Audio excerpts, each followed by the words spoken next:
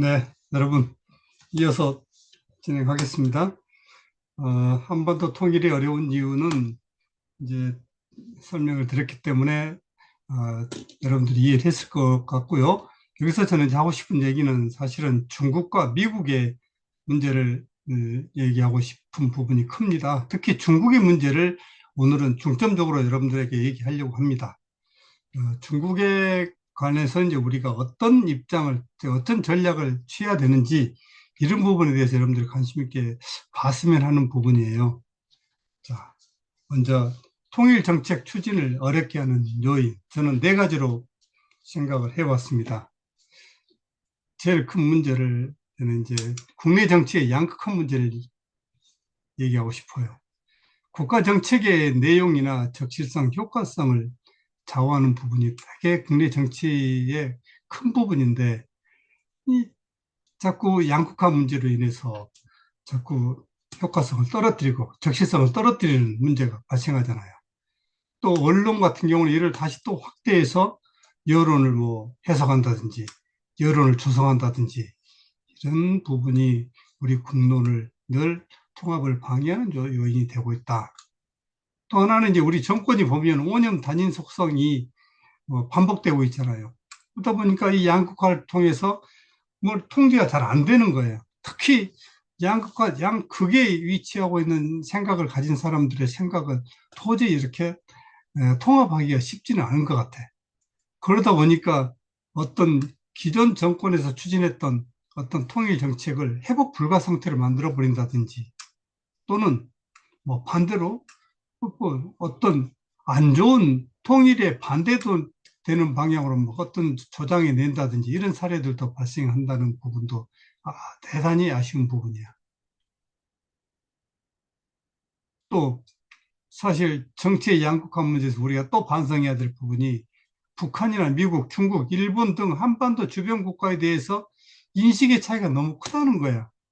반대적인 부분이 막 있는 것 같아. 북한에 대해서 뭐 친하게 지내야 되느냐? 아니면 우리의 주적이기 때문에 타도의 대상이다. 이렇게 봐야 될 거냐. 또 미국에 대해서도 사실 한미 동맹 관계를 유지하고 우리를 도와주는 면이 큼에도 불구하고 미국을 또 뭐 이렇게 안 좋은 측면을 공격하고 비판하는 건 있잖아요. 중국의 문제도 절대 중국과의 어떤 교류나 이런 협상 이런 부분을 뭐 아주 나쁘게 보는 또 시각과 가깝게 보려는 시각, 일본에 대해서도 그러잖아요. 이런 인식의 차이들도 국내 정치의 양극화의 문제 하나로 저는 보고 이런 부분도 우리가 어떤 합의가 있어야 되지 않느냐 하는 생각을 해봅니다. 두 번째, 한반도 평화를 위한 안보 국방 전략이에요. 북한의 위협이라는 것은 상존하는 위협이잖아요. 최근에 핵과 미사일까지 만들어 놓은 상황에서 우리 안보나 국방 정책이 일관성 있게 통합성 있게 가야 되는데 그런 부분이 좀 동의하기 어려운 부분이 많은 것 같아. 21세기 들어서 드디어 이제 북한 핵과 미사일을 이제 고도화시켜 버렸지 않습니까? 이 현실화되어 있는 시점에서 우리가 그런 핵과 미사일의 위협에 우리 어떻게 대응할 것인가는 통합된 국론이 만들어지고 이 대응책이 굉장히 절실하다고 봅니다. 세 번째, 남북 간의 정치 체제의 차이점 문제. 이 앞 주제에서도 물론 좀 얘기를 했죠. 분단 당시에 우리는 자유민주주의 체제를 선택했고 북한은 전체주의 체제를 선택했다고 그랬잖아요. 그러다 보니까 너무나 이질적인 정치 체제 선택으로 인해서 민족 통일이라는 큰 가치를 실현하는데 가장 큰 걸림돌이 된다. 그래서 남북한의 통일 방안의 진행은 서로 다른 체제의 공존을 인정하고 교류와 협력을 추진하고 이거 2000년도에 했다는 얘기를 지난 좀 전에 했지 않습니까?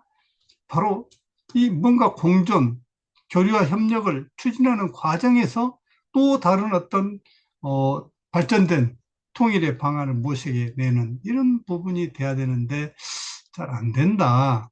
어렵다. 남북한이 적대 관계를 해소해야 되고 대화 협상을 통한 이해관계 차이점 조정해야 된다. 무슨 얘기냐? 남북한은 서로 체제가 다르잖아요. 완전히 체제가 다른 체제이기 때문에 현재 상태는 적대 관계야. 갈등 관계나 서로 뭐 이렇게 오해하고 그런 단계가 아니라는 겁니다. 그렇다면 어떻게 해야 돼? 북한은 이 적대 관계를 해소하고 어떤 뭐 이렇게 갈등 관계 수준으로 점차 점차 갈 수 있도록 이렇게 대화 협상을 통해서 이렇게 친하게 계속 가야 되는 관계로 저는 본다는 거야. 그러나 그런 부분이 참 어렵다 하는 부분도 통일 정책을 추진하는 데 있어서 어려운 부분이다. 또, 이제 네 번째 마지막에 북한의 핵 위협과 중국 문제예요. 오늘 이제 주제가 지금 이겁니다. 통일의 걸림돌은 우리가 너무나 많잖아요. 정치 체제 문제, 북한의 핵 미사일 문제, 중국의 문제, 국내 정치 상황의 문제, 미국과 일본의 문제, 너무나 통일에 관련된 걸림돌이든 어떤 우리 해결해야 될 문제든 이런 부분이 많은 것 같아요. 아, 이제 21세기에 들면서 이제 또 환경이 완전히 바뀌어 버렸잖아요. 뭡니까? 북한이 핵을 가지게 됐잖아. 그런데 북한의 핵 위협을 제거하기 위해서 또는 비핵화를 위해서 추진하고 있는데 중국은 어떻게 해요?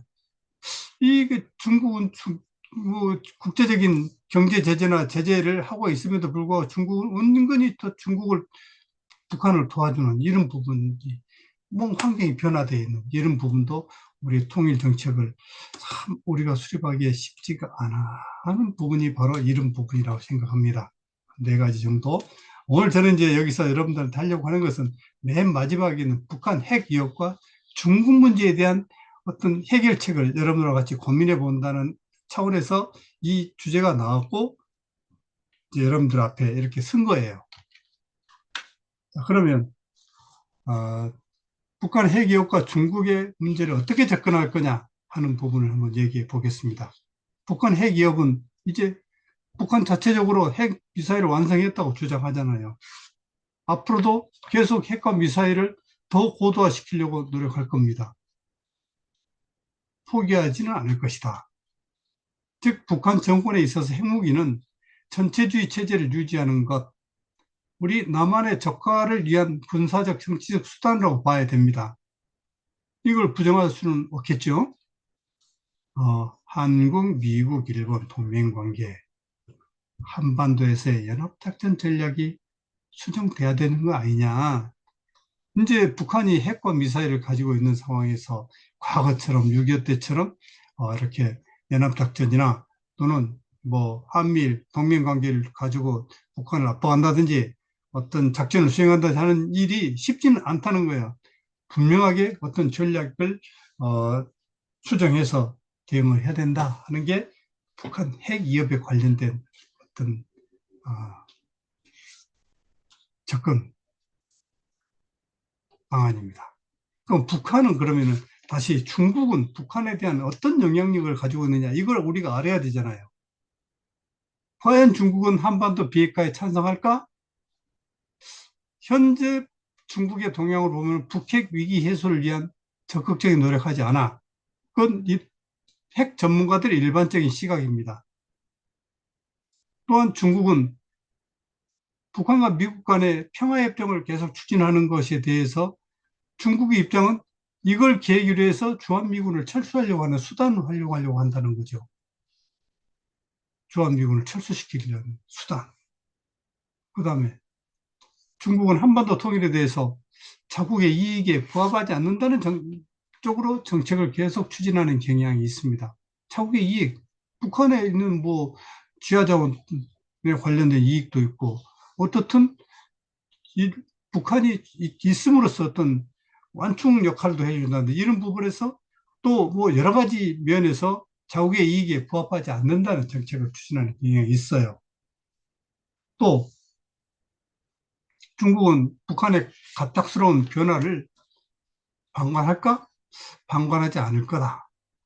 즉 북한에서의 어떤 정권이 붕괴된다든지 갑작스럽게 북한 내 중대한 사고, 뭐 예를 들어서 뭐 기후적인 측면에서 뭐 큰 홍수가 난다든지 또는 전에 2000년 초에처럼 막 대기근이 있는다든지 뭐 대규모 난민이 발생한다든지 해서 막 중국 쪽으로만 넘어온다든지 이런 부분을 우려하기 때문에 그냥 방관하지 않을 것이다. 또 그러면 마지막에 남한 주도의 통일에 대해서는 그럼 어떻게 할 거냐? 찬성할까? 일단은 반대하는 입장이라고 봅니다.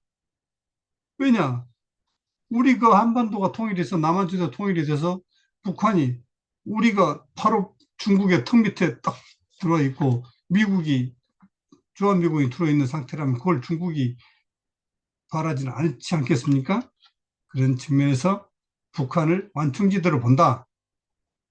도리어 한반도 전체를 중국의 영향권에 포함시키려는 어떤 패권적인 경향까지도 보이는 부분도 우리는 중국을 이해하는 데 있어서 중요하게 생각해야 된다고 봐요.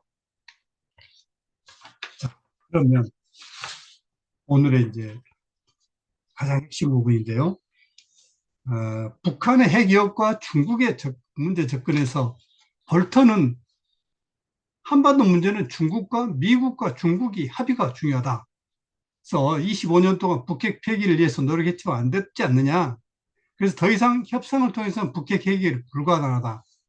따라서 북한의 갑작스러운 변화로 인한 한반도의 갈등은 중국에도 되게 부정적인 영향을 미칠 수 있기 때문에 중국은 한반도에서의 어떤 패권적인 전략을 수정해라. 이 부분은 이제 국제적인 부분이나 한반도 안정 유지 면에서 그게 중국에 도움이 된다는 겁니다. 그래서 볼턴이 주장하는 한반도 문제 해결 방법은 주한미군을 부산 지역으로 철수해서 어떤 기동군의 역할을 하도록만 해라. 그래서 주한미군은 철수할 필요는 없고 아래쪽으로 이동해서 한반도의 균형자로서의 동북아에 발생할 수 있는 위기에 대응하는 수준 전에서 중국과 미국은 협상할 합의를 할 필요가 있다. 그래서 우리는 한반도는 통일시켜줘야 된다. 이런 논리를 제공했죠. 키신저는 마찬가지 중국과 미국과 중국의 전략적 합의가 필요하다. 그래서 키신저는 거의 볼턴과 비슷한 생각인데요. 한반도의 비핵화와 한국 주도의 통일을 강조합니다. 즉 한반도의 비핵화를 해주고 한국 주도의 통일을 해야 된다고 강조하는 거예요. 그래서 북한의 비핵화는 경제 제재만을 해결할 수 없기 때문에 미국과 중국이 전략적 합의가 필요하다. 그렇게 보는 거예요. 북미 간의 평화협정은 중국의 의혹을 가중시킨다. 또 비슷한 얘기를 하잖아요. 그래서 북핵 문제 해결이 안 되기 때문에 무리할 필요는 없다는 입장이고, 그렇다고 북한의 핵 동결을 해버리면은 한국과 일본, 대만의 핵 개발을 부추기는 현상이 되기 때문에 그것도 해결책이 안 된다. 그래서 가장 해결책은 남한 주도의 통일을 보장해줘라. 대신 주한미군은 철수해라. 이게 진지하게 고민할 필요가 있다는. 게 이제 키신저와 볼턴의 차이는 주한미군을 철수시키느냐 안 철수시키느냐의 차이는 있는 것 같습니다. 어떻든 볼턴과 키신저는 한반도의 어떤 통일은 남한 주도의 통일을 이렇게 큰 대안으로 생각하는 것 같습니다. 그렇다면 우리는 통일 정책을 어떻게 추진해야 되느냐? 주변 강대국의 비핵화에 대한 견해에 대해서 진짜 우리가 이해를 해야 되죠. 강대국 중심의 빅딜런에 대응해서 그냥 방관할 게 아니라 한국 주도의 독자적인 북핵 해결 방안, 지금 선투체계 같은 게 전부 이런 해결되는 이런 방법이 되는 겁니다. 군사 전략이나 통일 전략을 모색해야 된다. 그다음에 한반도 통일이 주변 강대국의 이해관계 이익이 되는 측면으로 계속 우리는 지속적인 노력을 해야 됩니다. 그들에게 불리하게 적용하지 않는다는 것을 우리가 이해시킬 필요가 있다는 거죠. 그리고 북한 측에서 갑작스럽게 변화에 대비해서 우리는 통일 정책을, 평화 정책을 추진하든 어떤 연합제로 가든 어떻든 교류와 협력을 통해서 뭐 종전협정을 체결하고 평화협정을 체결한다든지 해서 어떻든 북한 지역에 붕괴든 어떤 갑작스러운 변화가 생긴다면은 우리가 들어가서 해결해야 된다.